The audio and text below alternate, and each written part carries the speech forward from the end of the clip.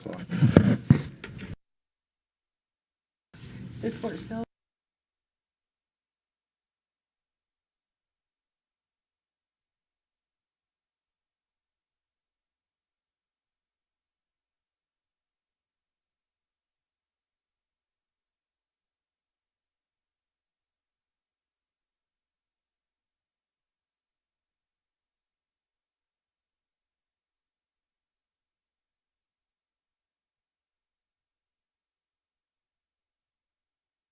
Summertime? Actually doing.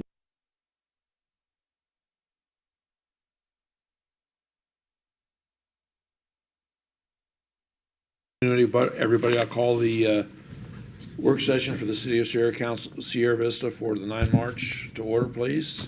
We have a number of things to go over today, which should be prove interesting. The first, of course, is item A, the March 11th council meeting. We will do the call to order, roll call, invocation, pledge, and the acceptance of the agenda. Is there anything on the agenda that needs to be added, deleted, corrected? Okay. We'll do awards and presentations. We're going to have a special presentation by Dr. J.D. Rottweiler on the Sierra Vista Coaches College partnerships, and that should be informative. Then we have the city manager's report. Chuck, is there anything you'd like to share with us today about the city's manager's report? Yeah, Mr. Mayor, we'll have obviously a few projects to go over, but probably of more interest right now is the proposed Endangered Species Act listing with critical habitat for the Arizona, and I don't know the pronunciation exactly, Aringo, I'm going to say.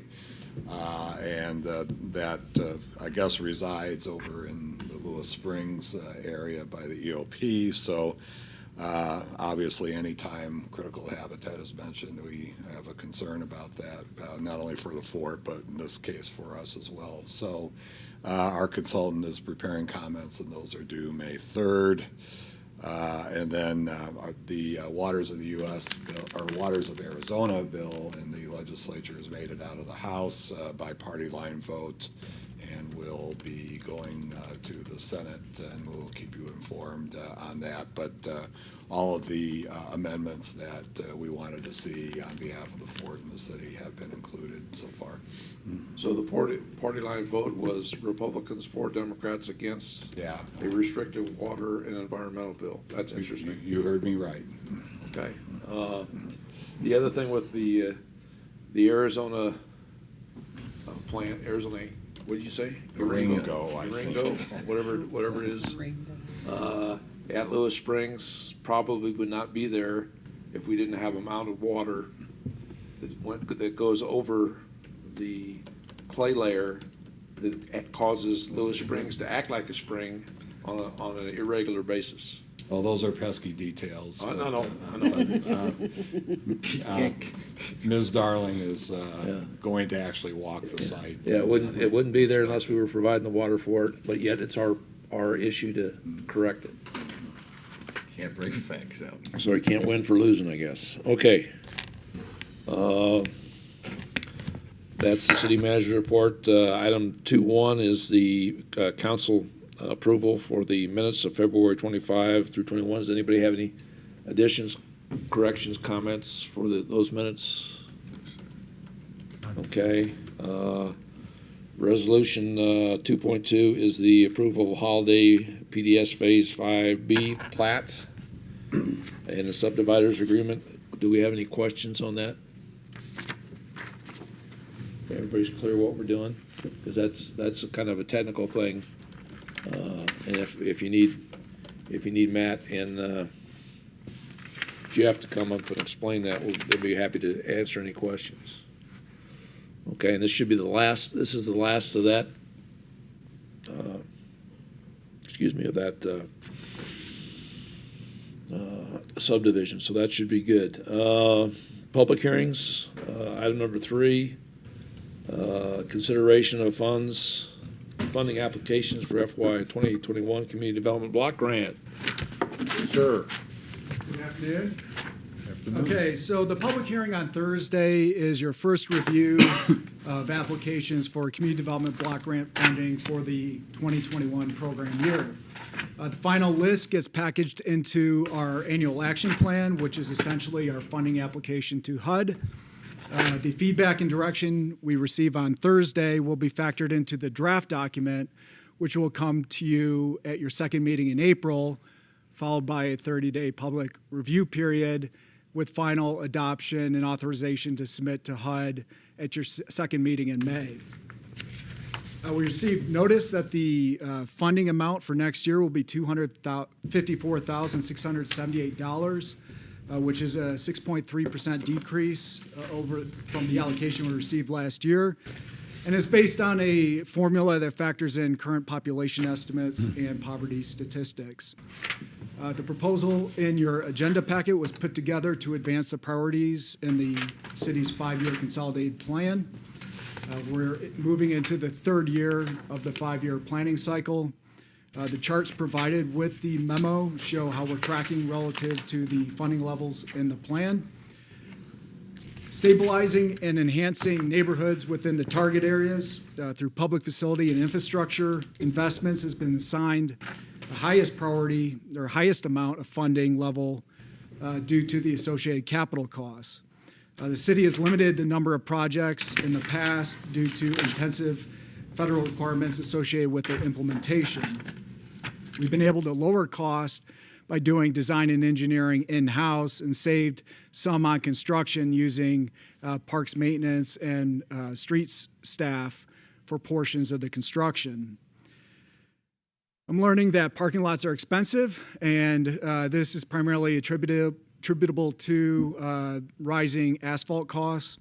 Last year, we earmarked the entire allotment towards the redevelopment of the former Public Works Yard on North Avenue to start work on Phase 2 of the Eddie Sear Park Master Plan. The current budget would get us about half the spaces needed to better accommodate the tournaments that are occurring at the new sports fields. We recommend completing the parking lot in one construction phase to lower the ultimate cost. Our proposed PY21 budget adds just under $175,000 to bring the total budget to $446,488, which is in line with our engineer's estimate. That'll get us 106 standard spaces and 6 ADA compliant spaces. The consolidated plan earmarks $100,000 towards housing rehabilitation and services. Our proposal includes $50,000 to get us halfway to that amount with 2 more program years to go. To accomplish this goal, we are proposing to reactivate the Emergency Home Repair and Disability Modification Program that we administered in 2017 to provide needed assistance to low-income households within the city limits.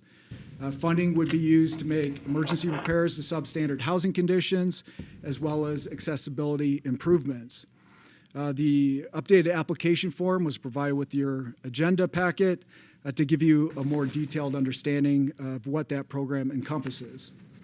We've also slated $15,000 towards neighborhood stabilization initiatives. We propose to use this funding for blight removal activities to assist with our code enforcement efforts.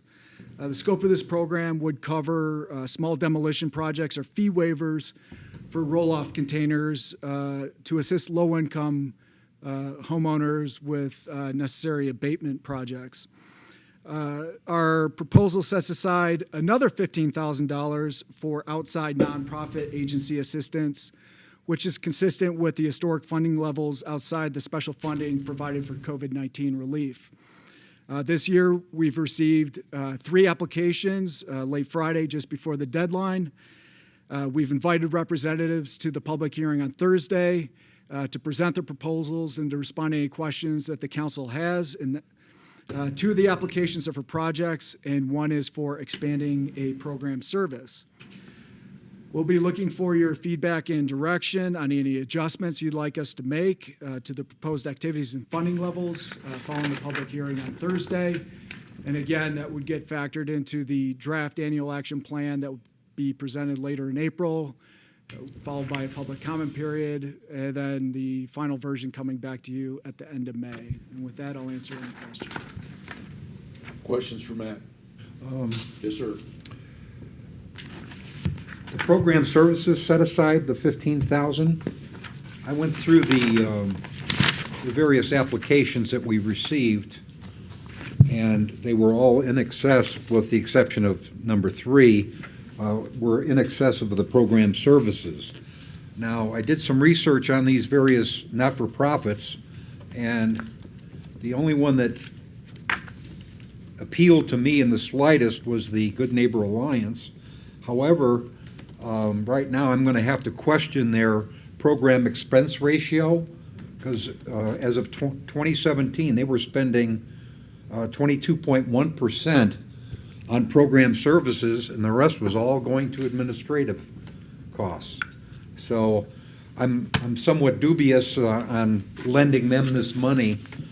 St. Vincent. I would just suggest to you that in a small operation like that is, you need to, instead of looking at percentages, you need to actually look at the numbers, the hard numbers on the costs of operations versus the cost of administration. Because when it's a small group and they're doing things, the numbers for the administration may appear to be out of whack, like you're suggesting. But again, there's, if you want to have a good manager to run the place, you have to pay, a minimum decent salary. Otherwise, you're going to have a organization that doesn't function properly. So, again, there's a size factor is what I'm trying to say. So maybe actual numbers rather than percentages would be a better way to look at it. That's my suggestion. All right. Mr. Mayor, if I Yeah. may. And they have 3 hats Good Neighbor Alliance wears. So the shelter itself is all non-funded. It's funded all by donations. So look at the 3 branches of the Good Neighbor Alliance to see where those percentages are going in and going out of, because a lot of their admin is in one area and that counts against it, and they don't count the other 2 hats. So if you could take a look at those too. Okay. Mr. Mayor, I just want to reiterate that our recommendation was provided prior to receiving the application. So if you wanted to fund the full amount, obviously we'd have to reduce one of the other projects. I did talk to the operations manager this morning, and the scope of work that they're looking to accomplish, which I think is described in their application, is replacing the cabinetry, adding a pantry, replacing the dishwasher. So they could also consider scaling back some of that scope if you wanted to keep it. Well, at the this is the type of $15,000. discussion we really need to have after they've done their presentations. Right. Because I have some questions too. I think they listed 312 people, and I know if they feed 2 meals a day and they're full, that number's out of whack. Yeah, I agree. It should be significantly higher than what they project. So there's a lot of things that we probably need to ask once they do their presentation, and that's the thing. Make sure everybody understands this is something that's not going to be voted on Thursday. Okay. What we'll do is we'll come to a consensus. What happens is basically Matt will get up and say, "Here's what the staff recommends," and go through the same spiel that we just heard, and then we'll have each one of them stand up and do their presentation. When they complete their presentation, we'll be able to ask specific questions. And one of the questions I'm going to ask for the group from Tucson is the ones about housing. Are they aware that SEGO does that for us already?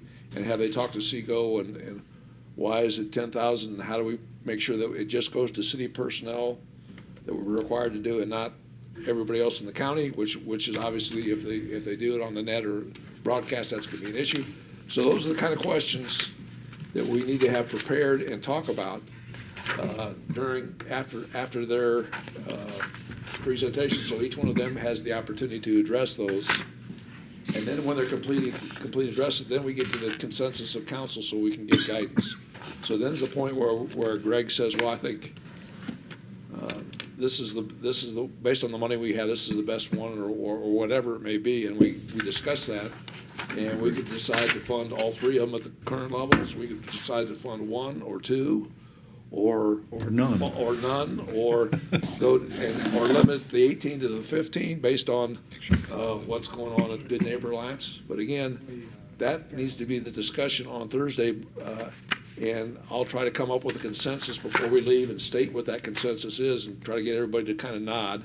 And this is one of those things that's always tricky, and it takes more time to spend $250,000 in this discussion than we spend the rest of the time of the year, because it's a community need and very sensitive to another number of the folks. So I would just ask you to read thoroughly and think about each one of the applications.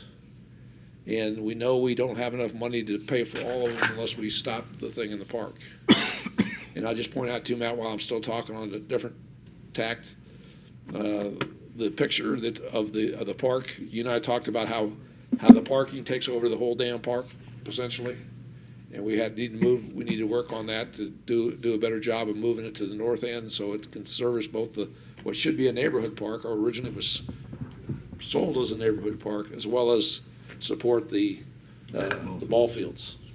So, anyway, that's another point of discussion at another time. Yes, sir. Thank you, Mr. Mayor. Just a quick question, personal question, I think, more than anything. Why do you think a lot of nonprofits don't apply?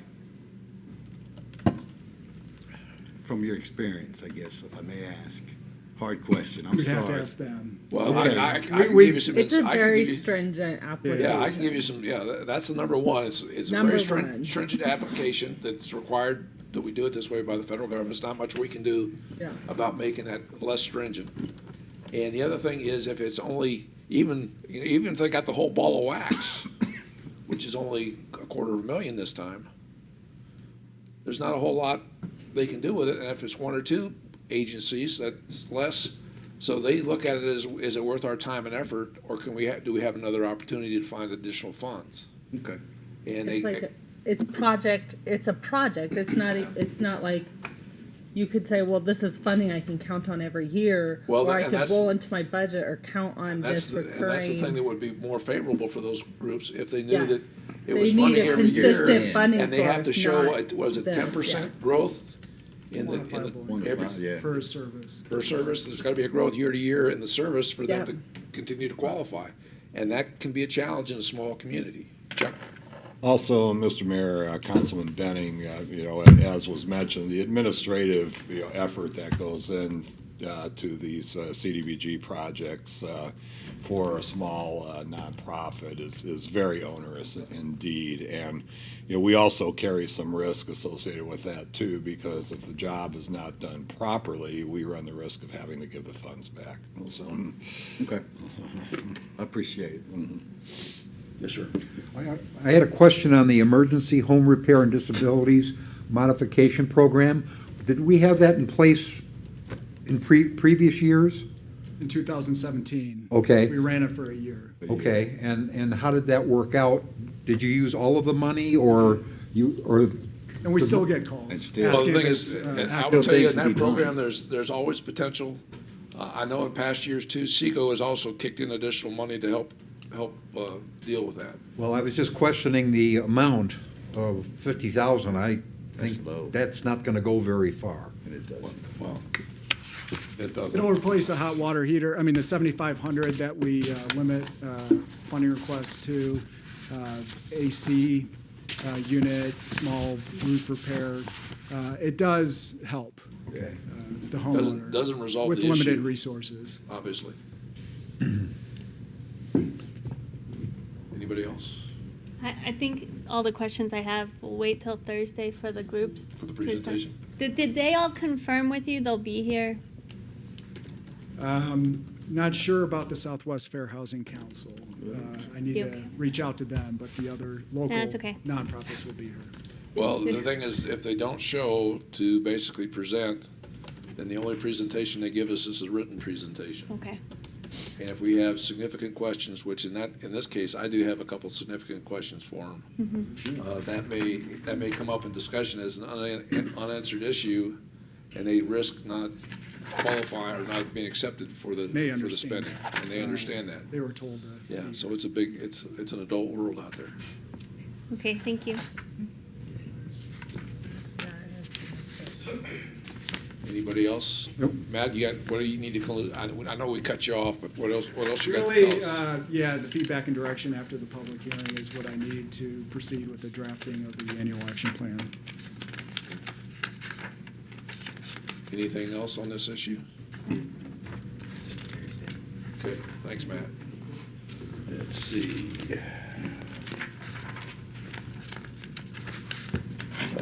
Next item would be the item 4, Governor's Highway Safety Grant. Chief?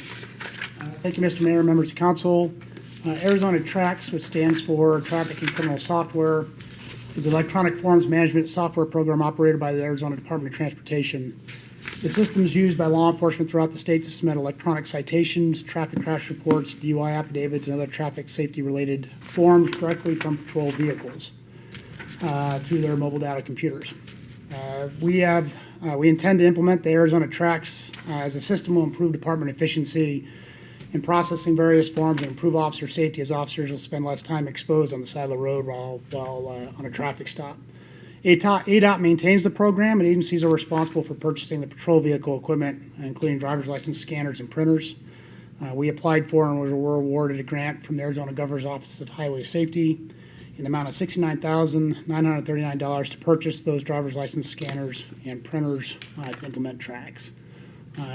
Right now, we're still having to work through ADOT on the Trax agreement, we also wanted to integrate with our Spillman program, so it actually saves our records clerks also from entering traffic citation data in our mobile, in our records management system. So hopefully by the end of the year, we'll have this fully implemented. With that, I'll be happy to answer any questions. Questions for Chief Thrasher? Do we have an estimate, Chief, regarding the expense to integrate with Spillman? ADOT usually ends up helping fit the bill for that, so I don't have a total expense on that right at this point. But it would be covered by this grant? This grant only covers the equipment. ADOT provides grants for the other part of it. Okay. So do you have any idea what the operational cost I is do gonna not be? at this point. Are there other people that are on board, other Yes, departments that are on board with actually, this? Huachuca City is going to this right now, and so I believe is Benson or Bisbee, but they are not integrating in with Spillman at this point. So it's actually total free of cost if you Well, don't the- integrate with The Spillman. question so. is there anybody in the state that is already integrated? with Yes, and I Spillman? don't know who they are, but that has But done that. it would be a good idea for the budget process for you to find out who they are. A like-sized communities slash force, police force, would be obviously the best information for the budget discussions later in the year. Absolutely. Okay. Am I giving too much direction, am I, Jack? Okay, Mr. Mayor. All right. I know you're the high paid guru on that. Okay, let's see. No questions for Chief Thrasher? Any other comments? Okay, and then we go to call the public comments of the council and adjournment. So we move to item B, economic development update. I'm just gonna make a comment here. We're gonna have Tony kind of give us the status of where we are in economic development. And again, it says educational overview. The idea is to get everybody to the same level that on economic development, as well as we're gonna talk strategic plan after that. And this is in preparation primarily for our discussions later on when we do our strategic plan and any actions that come out of that. And obviously, economic development is a key part of our future here. So, Tony, go for it. All right, Mr. Mayor and Council, thanks for the opportunity to spend some time with you today and talk about economic development. I want to say up front, from the perspective of this brief, that this is not my brief, that this is our brief. And I've had some great assistance across the staff, many of which are here, to provide both the data and the hard work to get us to where we are today. And quite frankly, I hope at the end of the day, we kind of all agree that this is our brief as we move forward, since there's a role for both the staff and council. So here's our agenda. Really, it's just to level bubbles in Army speak, but to get to a common understanding from definitions and principles. I'm going to take us back a little bit to the Sierra Vista Economic Framework, or the Plan for Prosperity. Some basics, where we live and breathe, where Mike Klein and I spend our time in retention, expansion, attraction. Some unique features that come with the community. A couple things, the legal considerations the mayor asked me to include, and we'll finish it up with a review of the same economic indicators that I presented to council a couple years back. I will point out on this slide, the lower right is one of the ads from Judy Hector and her team, so I've sprinkled those throughout. You are not the target audience, so you usually don't get to see those. So, but I'm not going to call them all out here and there, but that's kind of where we've been and where we're going to go. So this is Arizona's Association for Economic Development, or AAED. I pulled these slides. They put together a presentation for elected officials, kind of Economic Development 101. I looked on their website. I don't see anything scheduled, and it's probably not with the pandemic. But if you're interested, I would encourage you to take a look at that. Again, we kind of jokingly laugh about economic development. Mike Klein and I will say, if you ask 12 people, what's the definition of economic development, you'll literally get 24 answers. And that's what I did when we engaged with the community. So I kind of wanted to start with, from our perspective, the Arizona Association. And then you can see some of the key factors that go into that, whether it's business growth, tax base, real estate, open space, and then, of course, the key functions that go along with that. What I would note is those are not necessarily all of ours, and we do have some significant partners. For instance, if I call out the Entrepreneurial and Small Business Development, the Small Business Development Center, Mark Schmidt does a phenomenal job. The Arizona Regional Economic Development Foundation just started within the last couple of months an entrepreneur co-starters. So there's others in the community providing different services, and the intent is not to duplicate services, but really to maximize both the city functions and our partners within the community itself. And then I'll call out tourism. You can kind of see that one at the bottom, and we'll talk a little bit more about that. And I would just say, guys, if you have questions about, as he puts up these slides, please bring them up and ask your questions to Tony so we can discuss as we go through. Go ahead. Mr. Mayor.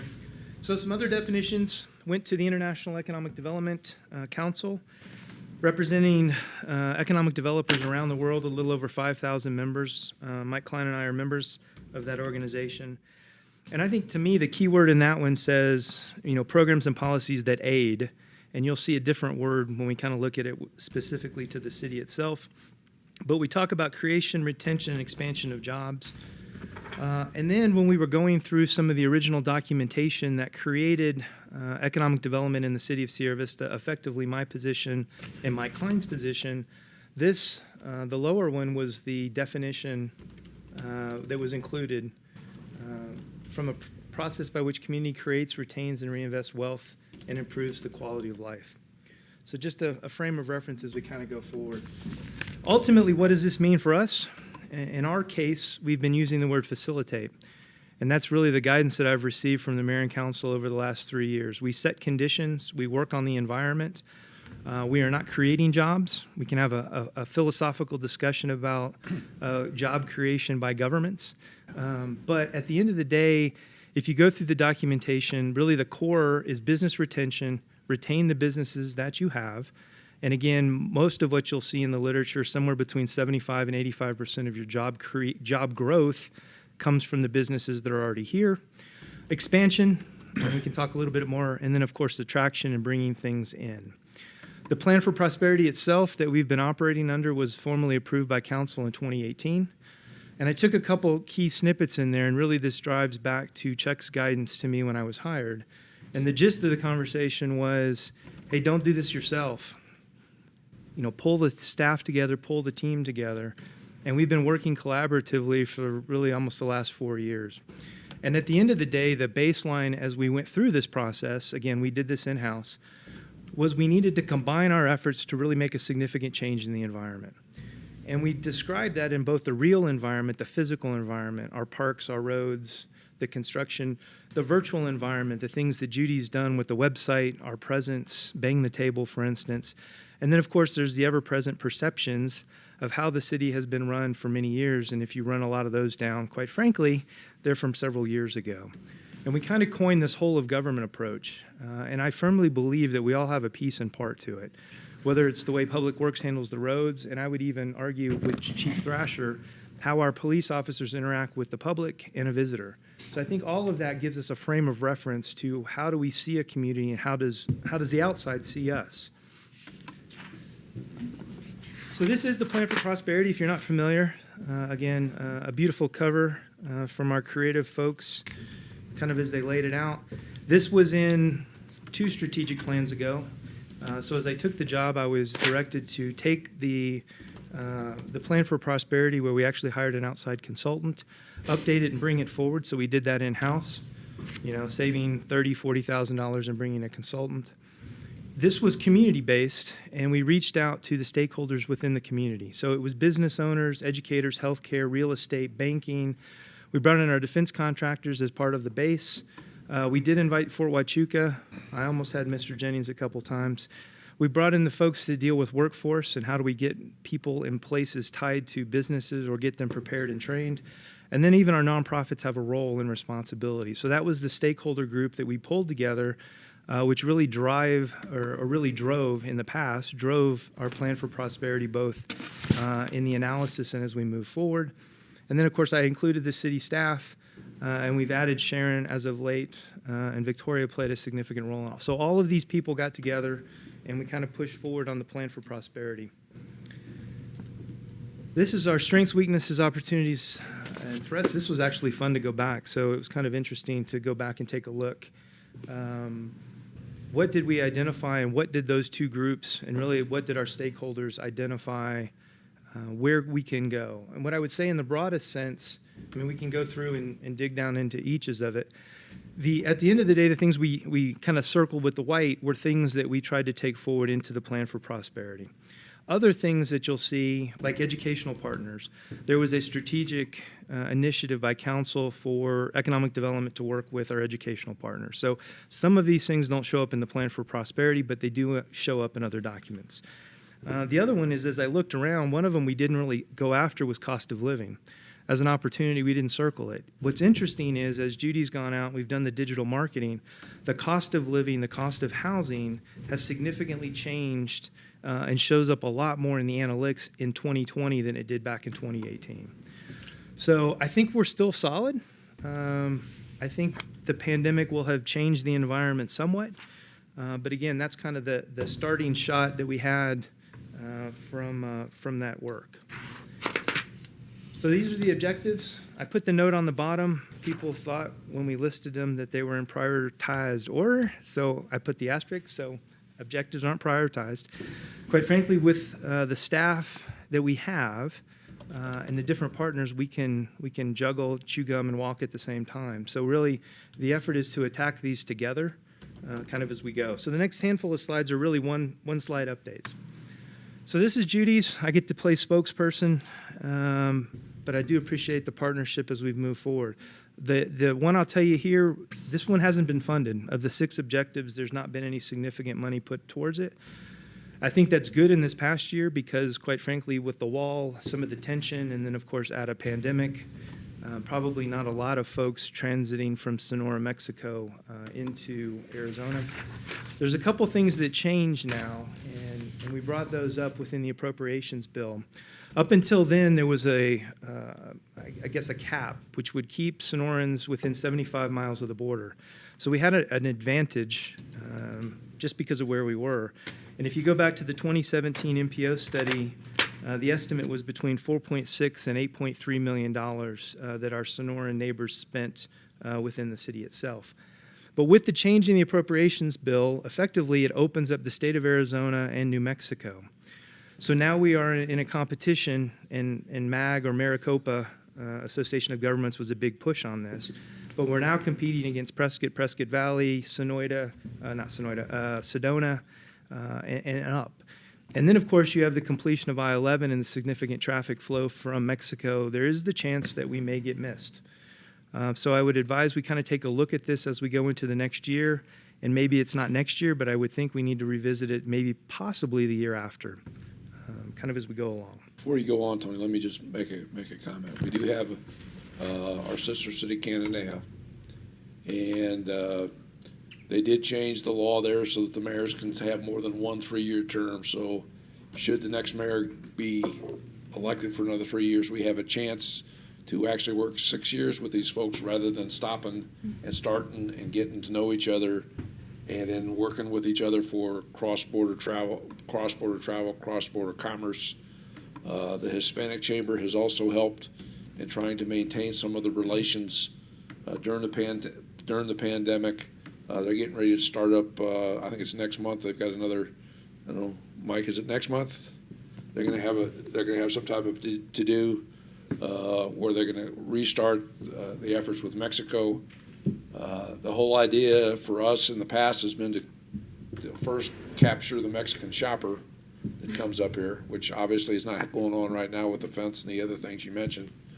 But that needs to be reestablished. The other thing we looked at that didn't work, really didn't work because of the pandemic and other things, was trying to get some type of mercado where we have businesses from south of the border, either downtown or in one location where they can get relatively reasonable rates to sell permanently Mexican products in Sierra Vista as well, so that we have a reciprocal back and forth with the trade. So those working with Mexico has been problematic to say the least in the last 2 years. Right. So No, and Mr. Mayor, as you mentioned the Mercado, I mean, the baseline on the Mercado was, at the end of the day, the folks that are on Fort Huachuca, the family members, the folks with security clearances were prohibited from going into Mexico. So again, the partnership to bring traditional Sonoran artisans up, we've been kind of working through that the last couple of years, but definitely a little more challenged in the last year and a half. So the airport, that would be somewhere between Mike Klein and myself.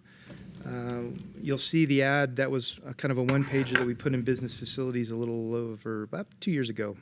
So just to catch up on some of the things that we're working with right now, we are working a long-term lease situation with the Forest Service to station upwards of a couple helicopters, 15 folks.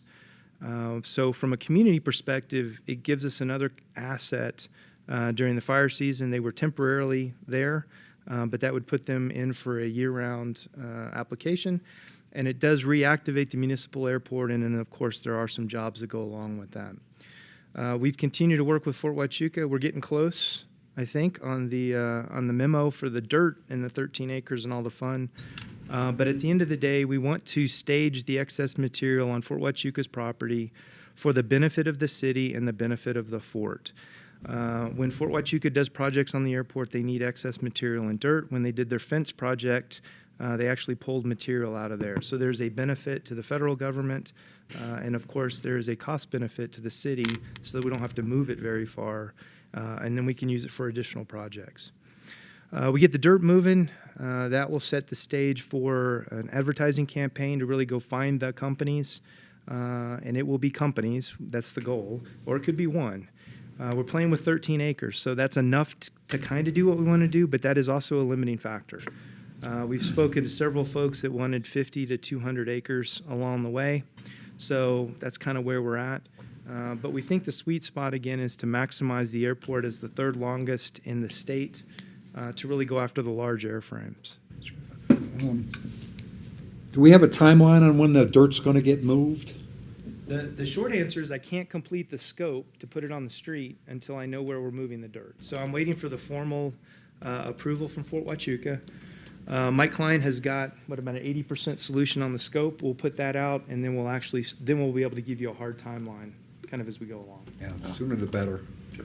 Yeah, Mr. Mayor, Councilman Johnson, Victoria and I met with Garrison and Deputy Garrison Commander at lunchtime, and that MOU is in the queue to be signed finally. So I don't know how far up the chain it had to go, but once we get that, then Tony will be able to get moving. That's good news, thanks. the other thing I just want to mention, the 13 acres, and you all should already be aware of this, so I may be reiterating something that you already know, but when people want to come into the community, one of the things they look for is a prep site, a site that has the transportation, that has the power, that has the access that they need, et cetera. And that's why it's critical that we have as much on the 13 acres as possible so that those folks will be ready to move in, because they want to go in, and if there's a building there, they're even happier to come. It's easier to get them here, or we get somebody that wants to build to suit their needs. So that's what's going on right now, is my understanding with folks that are moving in. They want a prepped site that's ready to go so they can start operations quickly. Yes, Mr. Mayor. I mean, the general consensus, one, a lot of folks don't want to own a hangar. If they do want to build the hangar, then they're looking for a long-term lease to be able to get the financing. Or But the once purchase of the land. they pull the trigger on the decision, they want to be functional within 9 to 12 months. Yep. Because again, time is money for these businesses. Now, they may look for 2 to 3 or 4 years. But once they make the decision, they want to move forward. So that's kind of the baseline for the airport itself. I'll also highlight, and we'll talk, there's one slide which represents some others. From an industrial perspective, there's very limited land, and we can completely deal with that separately, but that's what makes this even more important.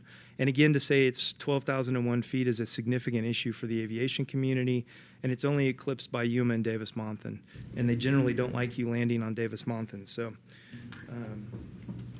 So parks and events. Laura Wilson, John Healy, and Sports Division, the whole team. And really, this slide, we really only went after the tournaments piece. We didn't go after the events. We all know they did a significant job at Christmas time. But the parks and the event side, and this was just to give you kind of a look at it, really the genesis came back to the high school mountain bike race on Fort Huachuca, and in my experience to see that and that poll. And then, of course, Laura Wilson's That was a statewide tournament, for those that don't know. statewide, plus we actually picked up some folks from New Mexico. And then, of course, Laura Wilson was traveling all over the place from sports here and there. So really, that's kind of the long conversation about, one, how do we have better events here for our own teams? Why do our children have to travel? Why do our teams have to travel every weekend? The flip side, too, is it's bringing in people. And there's an economic benefit to it, and then there is an exposure benefit to it that far exceeds what we can spend in advertising. If you can bring in a professional, a CEO, a business owner, to have a phenomenal experience, see the weather, see the great community that we have here, their ability to take that away and come back in the future is significant. We put some of the states that were tied to these 4 tournaments alone, and it's much bigger than you would say, well, just California, Arizona, New Mexico. We've got people traveling from all over the country to come to these, and a significant impact to our local businesses and the hospitality industry that's been severely hindered during the pandemic, whether it's hotels, restaurants. So you see those 4 listed for an estimated revenue of about $364. We put an estimated tax revenue from a TPT perspective, extended stay, to get just under $25,000. And then, of course, there is an economic impact. In this case, we pulled it from the National Association of Sports Commissions, as outlined in the Sports Journal, and their average multiplier was 2.37 because a dollar doesn't stop. A dollar cycles its way through. So Mrs. Wilson's goal of $1 million is almost done in one full swing on a slide. What's more important, I think, to this story is what's coming, and they haven't stopped. So you've got one more pending for this month. You've got another fast pitch tournament the 13th and 14th, soccer tournament the 20th and 21st, and that will be big. And then you've got an adult softball tournament charity later in April. We included, and I guess I have the benefit, on behalf of the staff that's been working on it, to make the announcement of the El Tour de Zona. So the crew that puts on the El Tour de Tucson bicycle event, one-day event, over 6,000 cyclists converge on the city of Tucson, has been working with the sports division, and John Healy pulled me in for the conversations. And they are looking for a multi-day event in early 22, with the intent to advertise and pull from cyclists across the country, a lot of them in the Northeast, the Midwest, that, quite frankly, it's not very nice to ride your bicycle outside, and do a 3-day cycling event, Friday, Saturday, and Sunday, replete with food, entertainment, and think a cycling festival, with the intent to grow this each and every year kind of into the future.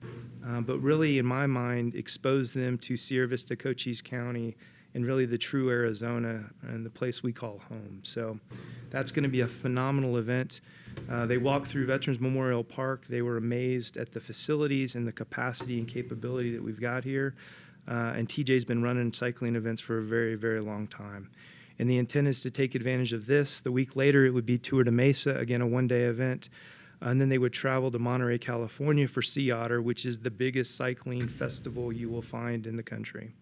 So the intent is to bring in vendors, food, and a significant play for our local folks, our food trucks, and our restaurants. So it will be open to the public, and I think we'll have an amazing, amazing potential event. We've got a year to work on it, and we got lots of things to get done. Tony, I'm just gonna well, you go ahead. I just want to point out for those, that this isn't a 1 month time period, it's 863,000.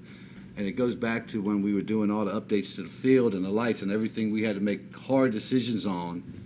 I commend Ms. Wilson for running with this and making sure the numbers were the best she can get. I know a lot are estimates, but it shows how good that project is actually doing. I know in the executive report the last council meeting that we received, we got money, we got the balances of just power savings that we did with the project. And now we're seeing the savings in the fields and what we're able to bring here because we did do that. So I would just want to say to the council and Mr. Mayor as a whole, we made a good decision, and for the staff for bringing it to us. I see further improvement on this aspect for everything in our quality of life. So I just wanted to say thank you since we're on this slide. Well, I think you're right. There will be continued improvement, especially if we get the bridge across the creek. We finished doing the new sports complex in the Veterans Park. Notice they didn't say Rothery Center. But I just share with one of the burrs that's been under my saddle blanket for a number of years is we worked very hard to get a number of new hotels in the city, and they set up. They were operating at a relatively good rate, and then without our knowledge, our friends from the Department of the Army decided to build a hotel on the installation, and that basically deflated the balloon there for a while. This is a way to make sure the events, the sports, our own events like the Three Peak Challenge and the wine events and the Oktoberfest and all the things we do are ways to draw people in regionally to enhance our community and provide benefit as well as provide additional tax base and actually fill those hotels that people have already invested in, that hire people, et cetera. So it's a good thing, a good slice of our local economy. So thank you. No, Mr. Mayor, it balances out, quite frankly. We do a lot of business travel Monday through Thursday, Monday through Friday. The weekends is a little down. So the sports tournament piece is a significant improvement, and to increase the foot traffic, you're going to be excited to see how things are going to go from here. All right, West End development. A lot of this goes into Matt McLaughlin. And from an economic development perspective, this is where you'll find our incentives. So if you want to hear about incentives of how do we incentivize businesses, most of that falls into this area. And again, it goes into words that I guess aren't real: bikeable, walkable, and kind of that significant effort on the west side. But with the West End Sierra Vista Partnership, the redevelopment area grants, and I'd take you to the strategic plan. Matt listed all of the companies that they've engaged in the 18-month strategic plan update. But we partner with Matt on almost all of those. Entertainment District, another strategic objective from council, is complete. The Urban Infill District, you've worked on that, and we've actually started to apply that. So again, the incentives to help a business in these areas on the West End to close the gap on their financing and to get things done and improved. And then if you're looking, and if you haven't driven, they've started work on Soldier Creek Park and Landwehr, so they are moving dirt as we speak. KE&G is down there.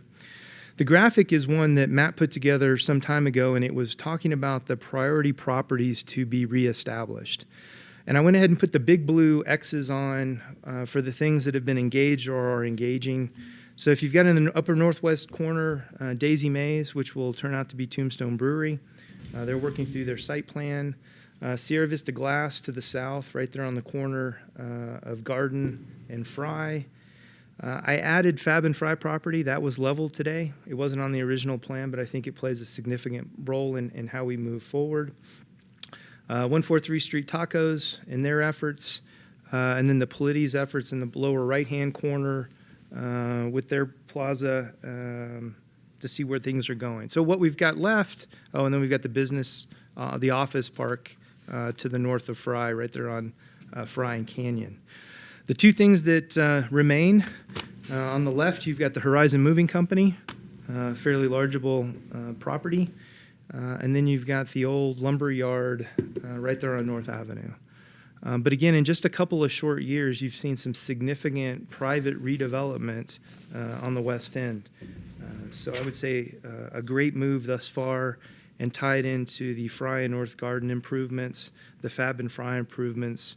I think if you go back to the basis of changing the real or the physical environment, that is actually happening now on the West End. I just want to add, Tony, real quickly, I had a conversation earlier with the assistant city manager about the Vistas plan, which we're going to see next. And in there was a statement that 42% of the vacant commercial space is in the West End, and we know there's a number of reasons for that. It was, most of the stuff was built in the 50s and 60s, didn't have ADA, didn't have the right power for computers, didn't, yada, yada. There's a whole list of things. And basically, that's why we have focused on this area for both the streetscapes as well as the commercial areas to try to reinvigorate the area. Mr. Mayor? All right. Improve awareness. This is Judy's. If you haven't caught it, the upper talks about where we've been seen and things that we've talked to. So the 17 best cities in the Western United States was Business Insider. We saw that early on in the pandemic. The city of Sierra Vista was named 13. If you haven't seen the article, I've got a hard copy. But to put it in perspective, it's interesting to see who else is on the list. At the end of the day, let's see if I can find it real quick. Ogden, Utah, Santa Fe, New Mexico, Billings, Montana, where my wife is from, Boise City, Idaho. So again, we've got some interesting notoriety on that. And that really leveraged us, because again, we kind of stopped the advertising and marketing campaign in the middle of the pandemic. It's kind of, you're trying to run that fine line of you want people to know you're here, but do you really are attempting to pull folks in? And what we realized was the best place to come was one here, and then the whole transition and move to telework.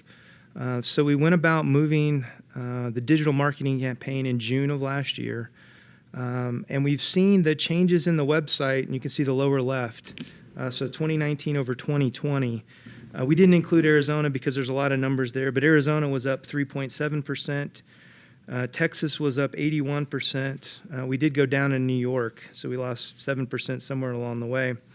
Picked up almost 10% in Colorado, 46% in California. What's interesting is the three on the right, New Mexico, Nevada, and Florida, really aren't our target markets. And I would go back to, we believe, can't prove it, would go back to the tournaments and the things that Mrs. Wilson, John Healy, and crew are working with their interest to come back to the website. So we've seen great success in the digital marketing campaign. We've gone after the lower right-hand corner, talks about what wonderful city or what wonderful homes you can buy here and the price, and we've seen that show up in the real estate market. Another couple in the middle, Yahoo Finance identified us as the best place on a fixed income within the state of Arizona, interestingly enough. And then we showed up as a Sierra Vista Hummingbird Capital, a couple different documents to include the Killeen Daily Herald, the home of the great place, Fort Hood, Texas. I bring that up because one of the places that they mentioned to go see birds was the Galapagos. So again, Sierra Vista shows up on a list that's talking about the Galapagos Islands. So I would say the awareness is definitely moving in the right direction. Mr. Mayor, one thing that's on the radar that we have to be aware of with regards to awareness is current administration proposal to downsize the size of metropolitan planning areas. And Sierra Vista, Flagstaff, Lake Havasu, and Prescott Valley are on the list to lose that status, our MPO status. And I bring that up here because if we weren't a metropolitan area, we wouldn't show up on any of these lists. So it's been a two-edged sword because we get lumped in with Douglas sometimes on the bad side, but on the good side, they pick us up because we are a metropolitan area. So we're going to be talking to the other cities in the state that may be affected by this negatively. And there's another whole host of reasons that I won't get into today about I'm going to mention a couple of them, Chuck. Is one, having been in charge of getting this damn thing set up, even though we didn't want to do it in the first place, and expanding so that there are areas just more than just Sierra Vista. It's about we're we're about 70,000 population, what's gonna be, so we're gonna be down. The thing we need to do is, we need to, once we work with the MPO, we need to get them to give the option to those folks that are between 50 and 100 as to whether or not they keep the MPO, because what this means is, we go back to SEGO. And the way that operated is the 14 cities and the 4 counties all vied for projects. So that means we would see a major project maybe once every 2-3 years. And we don't, because that's how long it takes for them to have enough money to be able to do the project, because there's still a small population. So the old system didn't work very well. The new system is working, and we've taken the time to invest and do all the proper procedures to get that up and operating, and now to cut it out from underneath us after we've done all this work doesn't seem to be fair. So that's an issue we need to take to the Congresswoman, and we need to take To the two to senators. the state as well, and the other cities, to make sure that we are getting our fair share and we can manage it. There's things in the transportation, just the bus system, that we can do that are better and more effective than it was when we were getting money out of SEGO. So there's some advantages and disadvantages, but overall, after all the work that's been done, I think, and we're going to continue to grow, eventually we'll be back restarting again at 100,000 population for the area. And that's, we're going to go through that bureaucratic routine twice, which makes no damn sense. And today was a good example. CDBG is part of that. Yep. We only got the same level of funding every 2 years as opposed to every year that we do now. So that having that status has been a significant benefit to us, not only for practical funding reasons, but the whole awareness and getting the word out, to others, which is probably even a bigger deal in the long run. So we need to work with our fellow cities that are affected and approach our delegation to see what we can do about stopping this from occurring. It's not a good thing for And us. this comes out of an OMB, you said Office of Management and Budget This is in the Federal Register. in the Federal Register? Okay, all right. All right, so the last of the objectives, and I don't think this should be a surprise to anyone, but I will tell you the discussion we had was to think about this positively, to think about the expansion of Fort Huachuca, not protection. And really, that was the stakeholders, and it comes back to some of the language, but there is excess capacity. We've had some good engagements with Jeff and crew on where they want to go with multi-domain battlefield, and we can go through that in a separate deal. But really that, my version of layman's terms would be this sets us up to meet the requirements of the Department of Defense in 2030 and 2040. And as the military finds different adversaries, Fort Huachuca's got to shape itself to do that. And there are things that you can do on Fort Huachuca, around Fort Huachuca, that you can't do anywhere else. So our role in advocacy to assist and make sure people understand that, and the partnership with Cochise County, the Huachuca 50. And if you look through the objectives, this one really goes back to the mayor, council, and the city management team for the lead. And then, of course, I get to play staff support on the sides. But again, at the core, it's business retention, and it's no different than any other city with a major employer. So you can call it what we want, but I laughing, it's kind of business retention via Congress. So it looks a little different than your typical city as we go forward. And I put on there, I do a lot of the work with the Association of Defense Communities, and again, that's to ensure that we keep our seat at the table, and we know, or they know that we are here. At the core, bread and butter, business retention is where my client and I spend a lot of time. I pulled a couple of examples. The first was the council-approved small business loans, and these, in fact, were grants, not loans. We worked ultimately 11 to the tune of about $86,000. Of the 24 businesses that made it through the process, 21 of 24 received some federal funding, and this was about 6 to 8 months ago. The 3 that didn't receive federal funding couldn't meet the low to moderate income requirements. So they may have moved on and picked up paycheck protection down the road, but it got really interesting because there was so much money going on. But at the end of the day, we got to provide those grants to those 11 businesses. In the middle, Mike Klein also wears the role of ombudsman. I kind of play with that too, but really it's to engage our business owners at any point of friction, whether it's a permitting issue, a right-of-way issue, access. And I'll bring up when we start doing physical construction on Fry Boulevard, there's going to be a significant role for our office to engage with the businesses to ensure that they've got access and that their concerns are met kind of as we move through that process. Other things that we do, we work with the building official in Matt's department, and we work with Paul Semino in the fire department on the fire marshal side for free inspections before people lease or buy, and ultimately to give you a good idea as a business owner the requirements that you may need to change the use, to upgrade the building. And in short, we don't want somebody to buy a building and realize they've got to spend $500,000 to meet ADA compliance and bring the change of use forward. So free service, and we always try to partner in to do that. That's also where we had the Brownfields grant deal with Freedom Automotive, where we engaged with that, and that one's still working along to ultimately save some money along the way there. By the local, I'll just mention too that Mike worked with me to talk with a couple years ago about the tire place on the corner by the mall on annexation, and they weren't really for it until Mike and I went out and explained what was going on out there as far as the way they could save money, et cetera. And he said he'd considered it. He had a couple issues, and right now it's annexed into the city. They got a new driveway. And they got a new driveway. We didn't pay for all of it. Deal. We didn't pay for all of it. so within the strategic plan, there was an element of buy local. We actually changed that, kind of how we engage, primarily because of the pandemic. But if you haven't seen, as Judy and I got together, we were looking at how do we help the business community writ large. We're not picking winners and losers, so I'm not going after one particular business. But really the focus of this was the economic impact of local or buying local. And if you look at that, the one on the right was the first one out the chute, 70 shares, 21 comments, and over 19,000 views. Judy's crew did a phenomenal job on that one.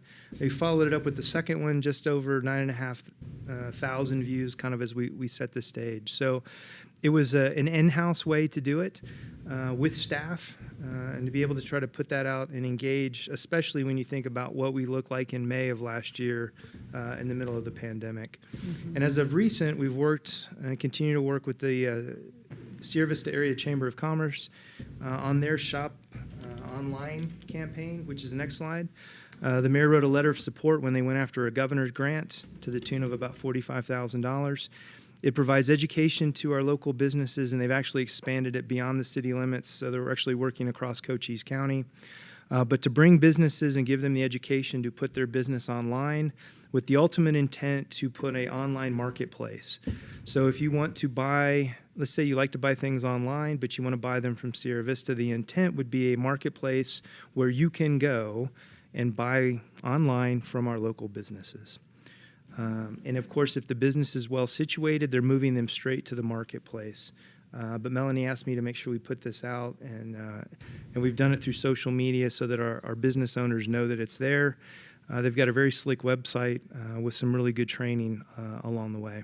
I just want to mention too, this would not be possible, well, I was going to say, getting tax revenue from this would not be possible if we hadn't gotten the legislature a couple of years ago to follow the guidance from the Wayfair decision. Mm-hmm. So that's another plus for getting them to buy into that. Right. So if anybody's looking, the website, I linked it on the bottom. Sierra Vista Area Chamber Shop Local online program. So moving over to business expansion and traction, Mike and I sat down and tried to figure out who we've worked with, where we work with them. From an expansion perspective, Marcelo is a great example. When I got here, he was in a food truck and moved, and now he's set up at his own location looking to expand again. Mike Appleton set up with Bone Dry and is in the process of effectively doubling his square footage. And those are just a couple of examples. We found about 12 within our notes. From a new business perspective, we pulled out 19 that we had some direct interaction with. And of course, the Best Western Plus and Tombstone Brewery My guesstimate is well over $6 million of investment on Garden Avenue on the west end in the entertainment district where we want it to be. And we also worked with Nicole on the Julian's Gymnastics and Parkour as they tried to find their location. And ultimately, if you don't know, they're behind Planet Fitness. And the short vignette there is we've got a good relationship with Larson Baker, who's the property owner, who called and said, I've got warehouse space and I'm willing to go cheap. We hooked them up and let them make the deal, and they modified it to fit their gymnastics piece. So in many cases, we're matchmakers. People have dreams and needs in their businesses, and we attempt to match them up with the folks that can either provide the location or provide the buildings. So just a couple, but those we're really proud as we kind of move around to see those. So Old CC, the Office of Local Defense Community Cooperation, I still like OEA. They got to fix their acronym, but that's neither here nor there. They acknowledge it, which is an interesting piece. So I wanted to go back with a little history, and as a defense community, we have access to the Office of Economic Adjustment, or now Old CC as we go. So there were a couple things that we did when I first got here. One was the airport study to the tune of about $160,000. We're actually leveraging that study, and if we go after an EDA grant, we will use that as the basis, the diversification effort for the municipal airport. So that's kind of the basis of what's been driving us on the 13 acres and really the development of the airport. The technical assistance program, you can see there at $279,000, often maligned program, misunderstood program. But what I would tell you at the bottom is if you look at the business owners, they came back and said they had a revenue growth of 26%. And Sun Corridor, who's doing the technical piece of it, put out an economic impact of over $18 million from those additional contracts and people hired. So again, just a little quick vignette and a little quick history on where we've been with OEA, or the formerly known as OEA. The two we've got going right now, and I serve as the program manager for both, the Joint Resource Utilization Study, or Joint Land Use Study, if you like the old terms. But this goes to the core of business retention for Fort Huachuca, because at the end of the day, they will provide a list of recommendations that the city governments, county governments, state governments can take to protect the defense missions at Fort Huachuca while also protecting the economic impact of our local community. So Matrix Design is pulling that together. And in our case, because of Fort Huachuca, we're looking at both land, we're looking at the airspace, in that case, the restricted airspace, and the electromagnetic spectrum. So I take that into going back to multi-domain battlefield, protecting the spectrum, and that situation becomes extremely important. And then the bottom one, the DSIP one, or the EMS substation, to me, it is a quality of life issue. It's a response time issue to both the folks on Fort Huachuca as well as the community.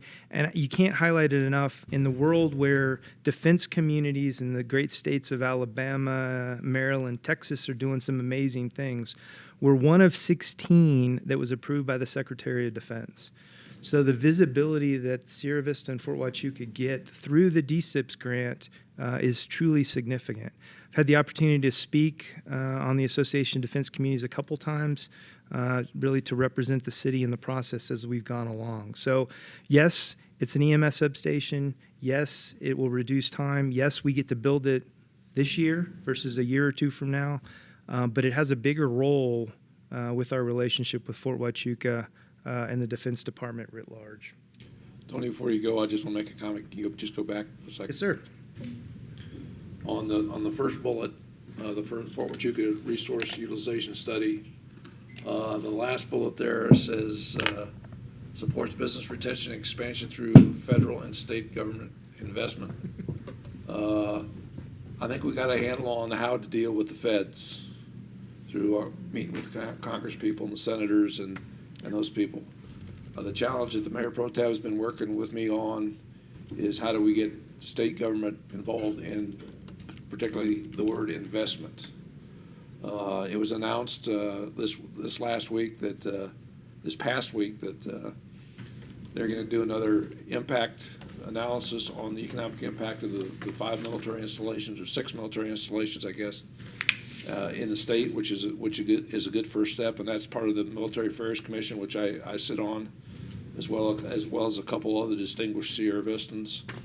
The challenge we're gonna have and I'm not gonna be frank, and I don't mean to demean the governor, but the challenge we're gonna have is getting the state, and particularly the governor's office, to realize that there is a role for state government investment in the military communities other than just precluding incidents of impact of aircraft flying over or purchasing land to make sure that areas are safer and encroachment and all those things.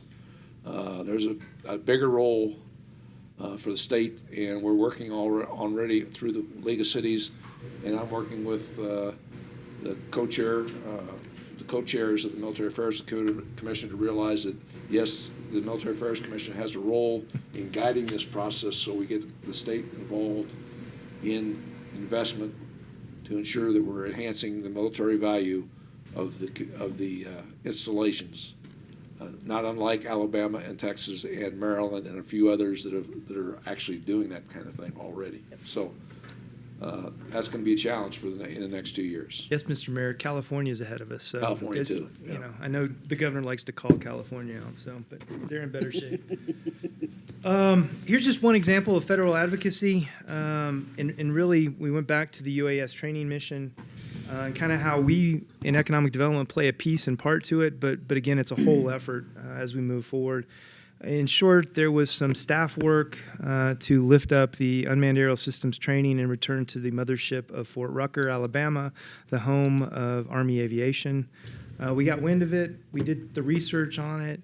And then I think, you know, I get to be uniquely situated, having one foot on one side of the fence and now one foot on the other, to really spend some time and work with our consultant, Joe Corrigan, to draft the paper and the supporting documents. The timing was perfect because the Mayor Pro Tem was off on the fly out with the Huachuca 50 and our city manager to engage with the congressional delegation. So, you know, that ultimately set the stage, and I'm proud because we actually got to include some of the language that went into the Arizona paper, which you can see. And uniquely, the entire Arizona delegation signed it. And I guess I would leave it with you, when Senator John McCain was here, there was no need. Yeah. His bat was so big that he could pick up a phone and stop things.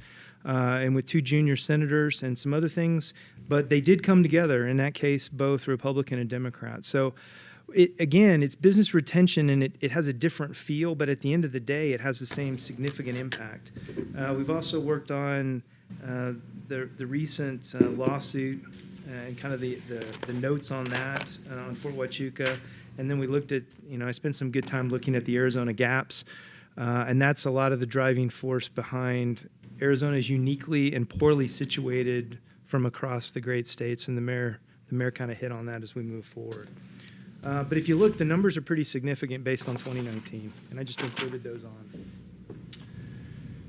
Workforce is always an issue. In fact, if you went back to January of last year, before the pandemic, workforce was the significant deciding factor on if a company moved and put their location there. And I'll use Caterpillar in Tucson as an example. They're doing their heavy mining equipment. They wanted a flow of engineering students, and the University of Arizona provides a wonderful flow of engineering students. So what we haven't seen is, with telework and the ability to work from anywhere, what's that going to do to this whole workforce discussion? But at the end of the day, I sit on the Arizona at Work board for Southeastern Arizona. So we cover Cochise County, Graham and Greenlee County, and really a group of folks that are coming together to think and work about to how do we develop and how do we set conditions for our workforce, and how do we meet those needs into the future. And I reached out to my counterpart over at Arizona at Work. He's tracking about 330 open or vacant jobs in the city of Sierra Vista as of last week. And those run from very good paying defense contractor jobs to entry level things, you know, our kids would do in high school, waiting tables in restaurants. And it runs the gamut across the entire board. So we've got jobs out there, and so they're working very hard to get the people that need jobs lined up with the people that can employ them. They've also got some interesting things that they can provide to veterans and some other additional support within that. We've stayed linked in with Cochise College. We've stayed linked in with the University of Arizona College of Applied Sciences. Because again, the workforce requirements and the things that they can provide are uniquely situated. Mike worked with Buena High School on their automotive CTE program, so there's no, again, where do we develop the workforce to continue? And then I've spent some good quality time over the last 18 months with Dr. Rottweiler, really on this virtual reality, augmented reality, which we knew would take off, but in a world of a pandemic where students are, doing their thing from home, people can't work together. The potential growth on virtual reality or augmented reality, I think, is even more significant now in 21 than in 2020. So we were close on a couple things. They've slowed us down a little bit, but I think there's some great potential kind of as we move forward. And that's an ad actually with one of their students that we've run in a couple different places. I just want to make a comment. I know we got Dr. Rottweiler coming in on Thursday, but the state has just approved community colleges having being able to grant 4-year degrees. That's a question I'm going to have for him. I know there's been a lot of discussion about the problem we have retaining degree nursing students, RNs, with degrees in rural areas. And the question really is what are his first target programs to have 4-year degrees? And that would obviously help us with education, retention of businesses, and quality of life for people that need to use hospitals. So. Yes, sir. So I'm not a lawyer, but just a quick slide kind of as a placeholder. If you haven't spent time or looked at the Arizona gift clause, as they commonly call it, you can find it, Article 9, Subset 7. But there's a unique situation from an economic development incentives perspective in the state of Arizona compared to the other 49 states. And if you're familiar with something called tax incremental financing, it's great in all 49 states and all but prohibited in the great state of Arizona. It's also, we have a friend, shall we call them, Goldwater Institute, that likes to pay attention to what cities are doing and where they're putting money. I've made mention that the Arizona Supreme Court found in favor of the Peoria taxpayers, writ large, Goldwater Institute, for about $2.6 million that the city provided to a private university in the name of $1.9 million in cash and over $700,000 in tenant improvements to the landlord. The the Arizona Supreme Court found that not to be on behalf of the gift clause. So there are some limitations. It's fun when you go to the courses from the International Economic Development. They go, "Are you from Arizona?" And yeah, you can't use that. So it's just an interesting situation, but we've got some things to do. I also mentioned the non-disclosure agreement. We may be in a situation, and I just kind of give this to you. If you heard a rumor and you called me up here and said, "Tony, is this true?" I may say I can't speak about that in this environment, or I can't acknowledge it, because in certain circumstances we have had to sign NDAs or LOIs. Those will go through Chuck from a binding perspective in the city manager's office. But if you come by and ask me a question, sometimes I just can't tell you. So maybe my background as an intel officer comes in handy to keep secrets as we move forward. This is a completely separate brief, and I know you don't want to hear me for 3.5 hours, but I just kind of throw it up there. I can either provide it or we can talk about it later. But there was a discussion and really a thought on light industrial available property within the city limits. As you can see, I've circled 3 locations in red. The best I can do is assemble 8 acres in one location. That's the best I can do. We even within the blue, which is the county, there's really smaller parcels. So there's some significant limitations about what we can and can't do, and there's some things we may need to think about down the road. Again, 1, why is the airport important?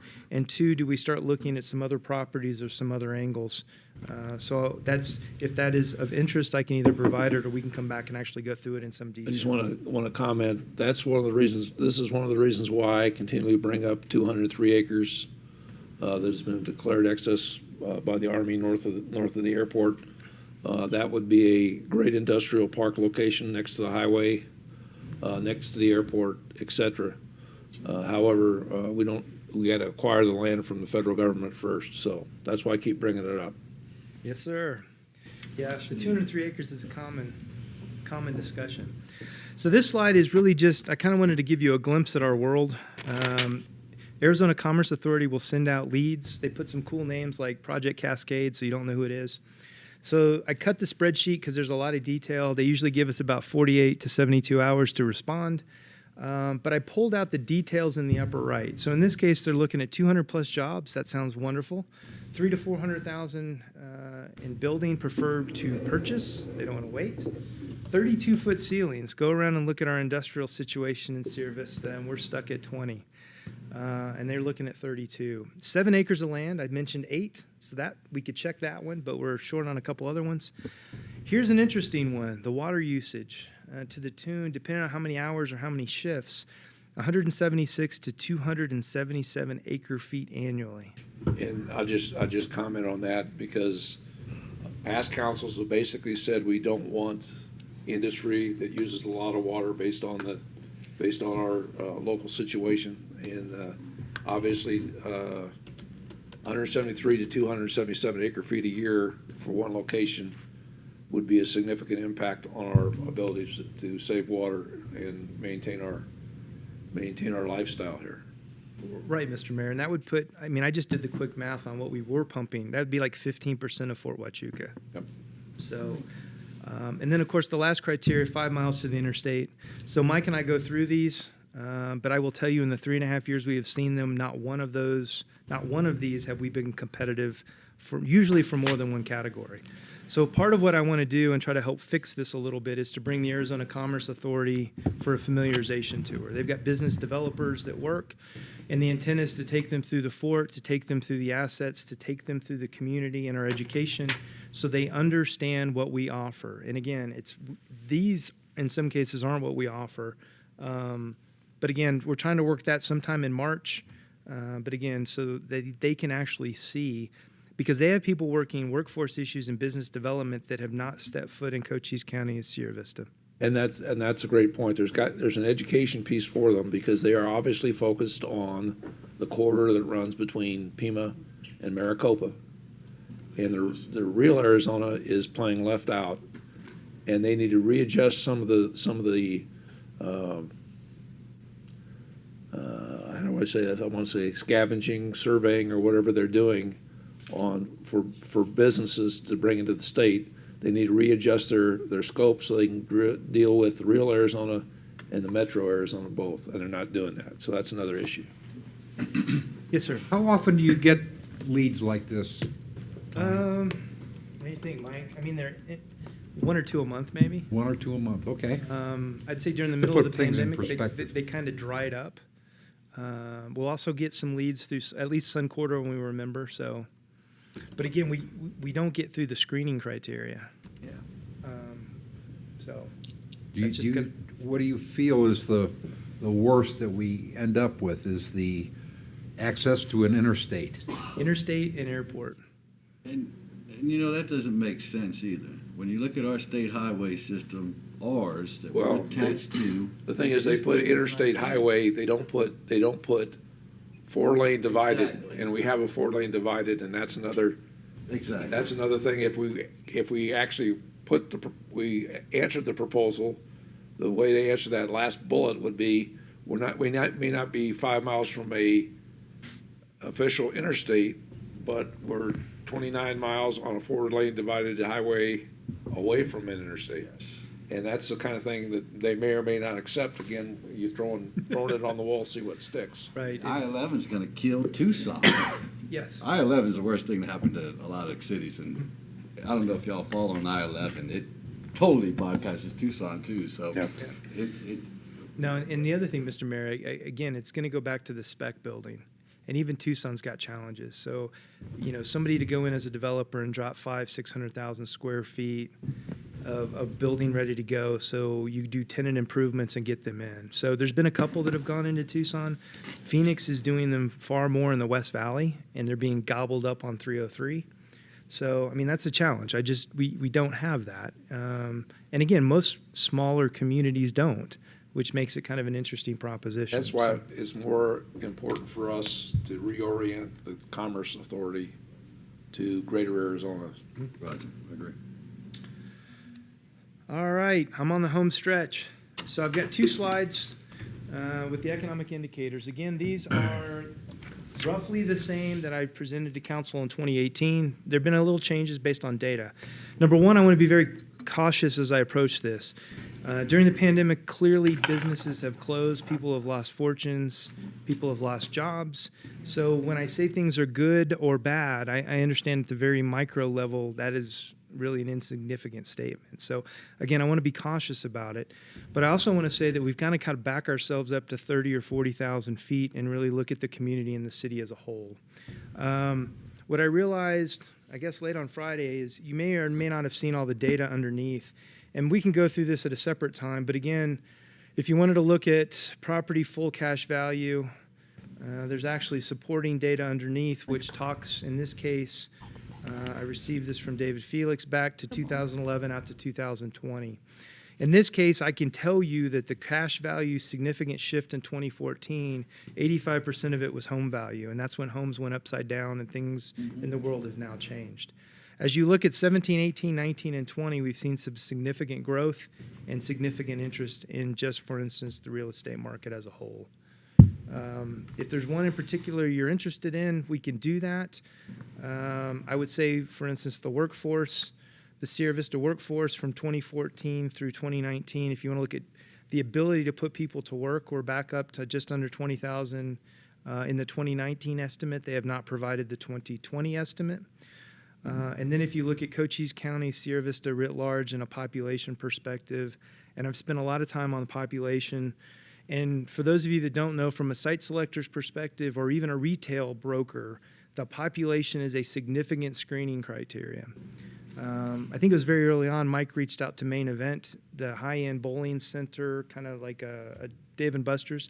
They were very polite, and then they said, well, how many people do you have in your city, in your MSA? We told them, and they politely said, well, we need over 1 million persons in your neck of the woods to even consider the shop. So we paid attention to the population. There's been some interesting things that we've gotten worked out and fixed. But the population growth is a significant issue. I think we're in good position because of the real estate market and where we go. And the census in 2020 will be adjusted based on housing permits and those kinds of things. And we've seen some great numbers that Matt provided on the housing permits. So, Mr. Mayor, with that, I'll pause writ large from a big questions or if somebody wants a specific one. Yeah, I want to jump in, Mr. Mayor, just on the population, statistic. Obviously, we haven't been growing, during the recession and with some of the fort cutbacks and contractor cutbacks we experienced during the recession. We're just now starting to recover from that.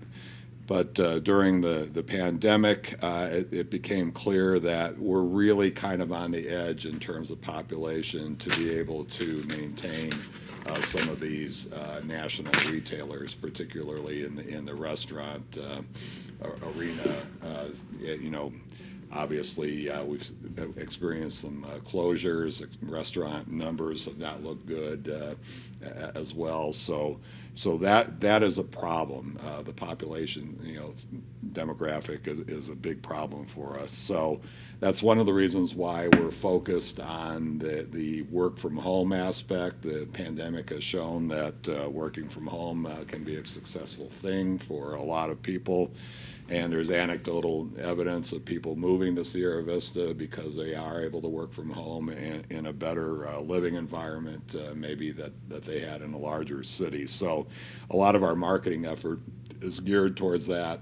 It has a spin-off effect of helping the housing market and those kind of things. But we really need to take a look at how we can keep our population numbers up. And obviously defending the fort is a big part of that.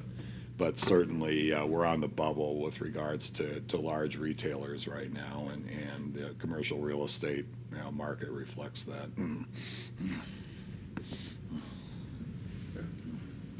Questions for Tony? I hope everybody got a good base understanding, which was the objective today. Any questions for Tony?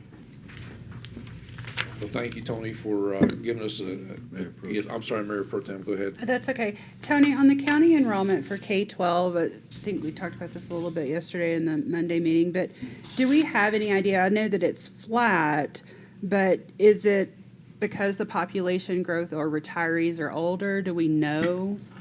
We don't. I guess what I would say is it's something I was paying attention to. So when I presented in 18, I looked at the enrollment in the city of Sierra Vista. What I realized was people were moving to Tombstone or sending their kids. So to me, it felt like a better look to use Cochise County writ large. If you see the slide on there, we talked about a gap. So the enrollment popped up in 2015, 2016, while the city and the county population was down. So we actually had a bubble. And what we've seen is in 18, 19, and 20, the populations returned. But again, I don't have the latest round, so we'll see how that turns out. What we haven't seen, so really the concern is the K through 12 side. Now, I found in Arizona this year, 50,000 students have disappeared in the state of Arizona during the pandemic. They're not enrolled in homeschool, they're not enrolled anywhere. We may be seeing parts of that within the county as a whole. So I don't know yet. To me, it was an indicator to pay attention to because, again, we want to make sure that we've got young families, young professionals, and that's just one good indicator to look at kind of where we're at. writ And large. school funding obviously is based on Right. school enrollment, and clearly we need to have a strong education system here to help us with economic development as well, so. That phenomenon's like across the country, though. That's not just here. So that's something that is going to be dealt with elsewhere as well. I mean, as far as that goes. It's a national issue. Okay. Yeah. Can I ask, especially for Councilmember Johnson, can we have I don't know if this is what this is for, but can we have a short discussion? You brought up the subject of having this commission, and I know it's been brought, didn't you bring it up, William, before? Yeah, the Economic development. I am not sure what the well, role would be. that's what I had talked to Greg about earlier, is what I wanted to do today was get everybody to the same baseline as education, so you know what's going on. In, was it next week or week after? Week after. When we go to our strategic planning session, that's when we're gonna basically talk about what we wanna do for the next 2 years. Okay. If we have a commission, a advisory group, I don't know what may come of the discussion. But that's when we sit down and talk about what the goals should be if we're gonna have one, how they should function, who should be on it, and if we go that way. But that's the time to have that discussion in detail, and then based on that discussion, we come up with Make like the actions to actually do an advisory group, do a commission, whatever we've discussed. So that's really the time to have that in-depth discussion, and I wanted to do this first, so everybody had a basic understanding where we were, what we were working on. And the question I probably need to ask everybody before we break today is, other than the question you raised, is there anything that you were hoping that Tony would cover today in his briefing about economic development that wasn't covered? It was a great presentation. It's one that I wish we would have had when I first got on council, because it was really informative. Even though, I feel like I knew most of it. It was good to see it presented the way you did. Yeah. And it made me look at this again, which I hadn't looked at in a little bit. I wonder if we're lacking a vision for our economic development. We have like more of a mission where he's facilitating the retention of not just him. And I think All of us. I think that needs to be part of our discussion Right. when we get together and say, have we established a true vision, something that we can work on for the next 2 years, 5 years, 10 years? Yeah. And that needs to be one of our discussion points. Well, to me, the vision was the objectives that were laid out, the tourism and retail development in Mexico, maximize the airport, improve parks, community events. But the question is budget, there anything else, redevelopment. is there anything lacking that needs to be added, or? Yeah. Well, I guess we- I mean, those are goals to But like implement that a would vision. come from, maybe that would direction would come from council, and then it would be like, then like, y'all go get at it. Go That's the after thing it. is, Like, we basically decide know. what we're gonna focus on in economic Okay. development. And then we go through the whole process for the strategic planning where the staff will take it back, work on it, massage it, and come back to us for approval. Or they Just like come we back have- and be like, y'all are Or, crazy. they could say that, and we can have a further discussion. I mean, that's probably what they should say. Okay, so, we let Tony off the hook. I just have some comments. Okay. William, we'll start with you. I think, and I'm gonna reiterate something Tony said, and I kind of agree with him 100%. Government don't create jobs. If we're creating the wrong things. Facilitate. We facilitate it. We create an environment where business-minded and business individuals and developers, and they can come in and create the jobs that we need, and at each level. So we have to keep that in mind when we're looking at, and I know why I asked for a commission, when we're looking at things to bring to the table. And I look forward to meeting in 2 weeks during the strategic planning, to see what we can come up with, see other work sessions we may need to bring it to, and see what we can do. But I appreciate you calling this for today, Mr. Mayor. It was very informative, and from talking to Tony and seeing what he's doing, it's always good to see. So I appreciate it. Anybody on this side before we go to the Mayor Pro Tem? Yes, ma'am. Yeah, I also think in us trying to clearly define a vision, it might help, unless maybe you already know, it might help us look at all of our policies, at what's hindering economic development, what's helping it. I think it would help us, help him help us, if we have that direction. Just adding to that. Again, that should be part of the discussion. What do Yeah. you think is helping us? What is hindering? That's why we have staff in the room too.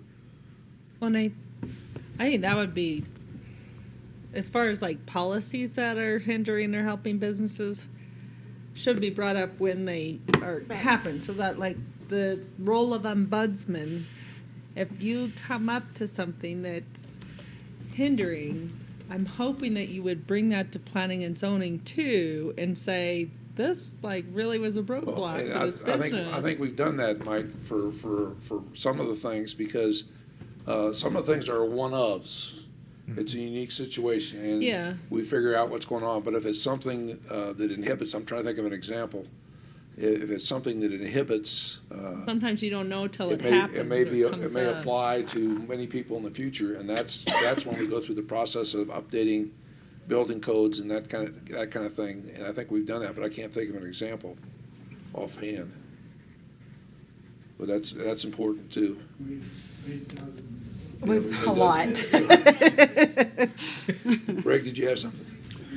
Yes, just to inform other people here, a lot of us run for public office here in this room, and a lot of us ran on economic development. And I ran on economic development. And I sat on an economic development commission in Des Plaines, Illinois. So I can speak from experience. So what I did is I sat down and I drafted an ordinance for discussion purposes, along with a mission statement, and the mayor and I have been in contact over that. And it's not necessarily criticizing the work that Tony and Mike do, but to enhance what they do. And I just put this together as a talking discussion point, and I hope we have a good discussion towards the end of the month when we do our strategic planning. So, that was my goal. I took the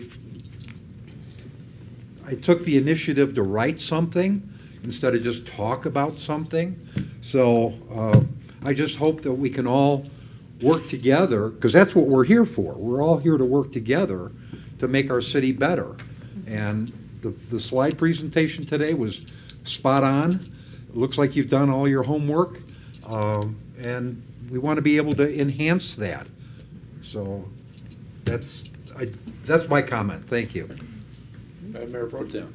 Yes, I just have a few comments. So thank you, Tony, for the presentation today. It's always good to see it consolidated down. And I come by your office quite often, and we talk about a lot of what's happening, and he often does tell me he can't talk about stuff. When I ask him, I try to talk him into it. He will not budge, so don't even try. But I just want to say and bring out that a lot of what you do, a lot of what our staff does is so intangible in a lot of ways, and we can go for years and years and years without seeing the shiny new building that comes from all the work that's in the background. And that's oftentimes hard to put into words and discuss. So you did a great job of doing that today. So thank you. And I'd also, talking about development code and things, Sarah, is that's a lot of the initiative with Matt and planning and zoning is getting rid of duplicative codes and onerous codes. That's a lot of how that comes about is feedback and hearing that from the community. And one I can particularly think of just off the top of my head was when we passed international building codes one year and found out that the contractors, it was going to add just one little portion, significant cost due to a water savings, I think, issue it was. Fire, I think. Was it fire? Yeah. And we were able to go in and adjust that based on feedback from the community and the contractor. So those kind of things do happen. But a key word I want to key in is you talked about partnerships a lot in this presentation. And that is so important in a community, especially one the size of ours, is that we have those great relationships with the Fort, with the Chamber, with EDF, with Cochise College, and all of those different Small Business Development Center, all of those entities, because we can't as a city do it alone. So leveraging those partnerships is really important, and I'm happy that we do that. And that's all I have to say. Okay, so I'm gonna go ahead and tell Tony to leave the dais. We're past our 90 minutes. We're into our second half hour. And if anybody's got any objections to not continuing, let me know. I don't see anything, so we'll go on to the next item, which is the Assistant City Manager is gonna talk to us about strategic planning 18-month update. Ma'am. Thank you, Mr. Mayor. So this is both your regular 18-month update, and it's the last piece of information that we needed to get you before the strategic planning process happens in a couple of weeks. So in the interest of time, I'll hit the highlights here, but there's a couple of new items that were completed in the past 6 months. And a number of those referred to the Bang the Table engagement platform. And so specifically, those were items 1.1B and 2.2. And then the tribute renegotiation was also marked completed. That was item 5.5, and that was wrapped up late last fall, as most of you know. There were some items that we marked ongoing, and I want to make a note too here that sometimes it's difficult to determine the most accurate status to mark some of these.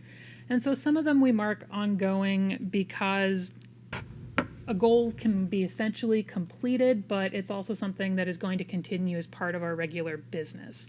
So I think the goal that most accurately reflects that is 1.1A, which is on evaluating the website and ADA compatibility and updating where necessary. And so staff is always going to continue evaluating the website and fixing any problems that occur. Part of the goal was also identifying some better ADA improvements, so it was improved, and we're also going to continue doing that. So that's why often we mark an item as ongoing.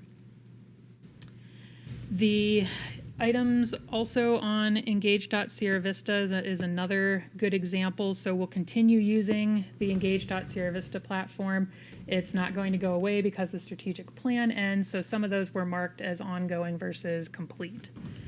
There's one new item that was placed on hold, and that was item 4.3, which was on police officer testing. And that was another one that was kind of difficult. Do we mark it on hold? Do we mark it as ongoing? And I decided to mark it on hold because the strategy really focused on getting out and traveling to military installations to do recruiting. And of course, we couldn't do that in the past year.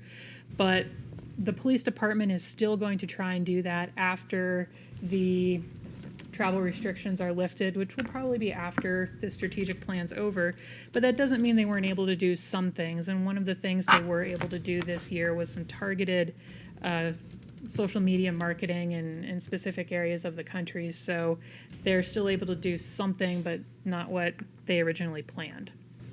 Some of the other highlights in here, initiative 5.1 was the Fry North Garden design. Last week we received the 100% plan design, so it's in review this week. Staff will meet with the contractor next week to go over the final comments, ensure that everything was done as requested and expected. So At the same time, we're also preparing the procurement documents. So as soon as we are set on the 100% design, we're going to roll right into the construction procurement process, and we'll be on track to break ground probably this summer.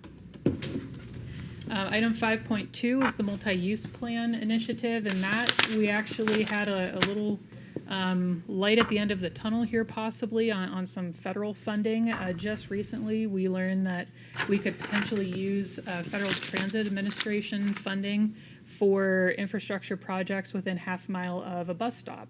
And that means half a mile as the crow flies, so not just half a mile streetwise. So that actually encompasses a fair amount of the entire city. And so we're looking at the possibility of using some of that funding in the future for multi-use paths as well as various other infrastructure improvements. Item 5.6 was the Parks Master Plan, and so that's nearing completion after Laura and Matt and their teams took it through a pretty extensive public engagement process using the Engage Sierra Vista platform, and so that's going to be ready to show to council at an upcoming work session, probably in April. And that hit a number of items throughout the plan as well, so. Item 6.1 is the West End redevelopment plan. There's a great list in there of all the projects and businesses that Matt and his team has worked with to provide project funding for, and Matt's also and his team working to bring the next expansion of the redevelopment area to council later this year. Item 6.4 is regarding the surface water master plan, which is underway. And we included the Fab Avenue property in that as well, so we know how much of the land is needed for stormwater and drainage improvements. So that is expected later this summer. And then finally, item 9.4 refers to community events, and there's a number of items in the final goal that refer to community events, which has been another unfortunate stumbling block of the pandemic, but we're looking at opening up event permitting starting May 1st. Laura and her team have gotten some requests for event permits coming up, and so they are able to get underway with addressing some of those items that have been on hold, and barring or taking into account any restrictions the governor or the state liquor board might place on us, we're looking forward to welcoming events back, hopefully starting in May. And with that, I'll be happy to take any questions. Questions for the Assistant City Manager? Again, we'll review this in a little more in detail as we start our session in 2 weeks. Make sure we've got the latest update. So I see no questions for the Assistant City Manager. I doubt we have a report on recent trips, future meetings. I'll just tell you that I was invited to attend the Commanders Conference, the Arizona Commanders Conference, where they have all the commanders from all the installations at one location. They meet, I don't know if it's every 6 months or every year. And I got to welcome them to the community. We also had some interesting discussions about airspace and how they've decided to work together now to deal with airspace needs, and how they're going to address that to both the congressional delegation and the state and the Military Affairs Commission. So we might have a way to get in front of the governor and get him on board with those things again. Anybody else been in the meetings, future meetings? Okay. Future discussion items of council requests. We've already talked about the potential for a Economic Development Board Commission, whatever you want to call it. You mentioned that we're going to, in April, what was going to be one of the discussions in April? The Parks Master Plan, Mr. Mayor. Parks Master Plan. Are there any other issues that we need to schedule a discussion about? If you don't have one now and you come up with one, talk to me and we'll get it scheduled. And then we're going to go to item F. Mr. Petitchik going to give us a status on COVID-19. Okay, thank you, Mr. Mayor, members of council. As you're probably all aware, caseloads in Cochise County continue to dwindle now, I would say. They're not just falling, they're dwindling. So that's a good thing. After a slow start in terms of the rollout of the vaccines, that they now appear to be more widely available, and we're working down through the various age groups now, and we're open to 1B, so we're now getting quite a number of staff vaccinated as well. So the combination of dwindling cases and vaccine availability to the general public as well as staff allows me to think about opening our facilities, and we're looking at April 5th for that. Library will be in stages, so that's really the main facility that I'm concerned about opening, in a more incremental fashion.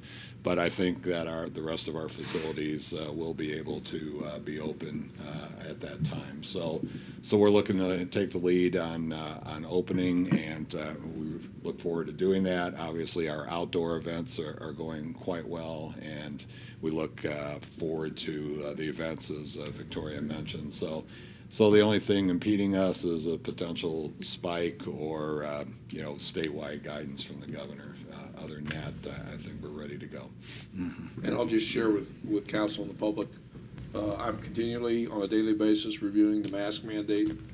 The numbers are looking good. It's probable that before the library is open, that we will suspend again the mask mandate in the next couple of weeks. And then, of course, I'll wait another 4 weeks or so, whatever seems prudent, before I rescind the order completely. And part of that is dealing with a couple factors. I need to talk to the medical professionals and see how things go with the schools being back in session, and a few other things before I make that decision. But those are pending, and you guys need to be able to talk to that, because I'm sure people are asking, what the hell is a crazy mayor doing?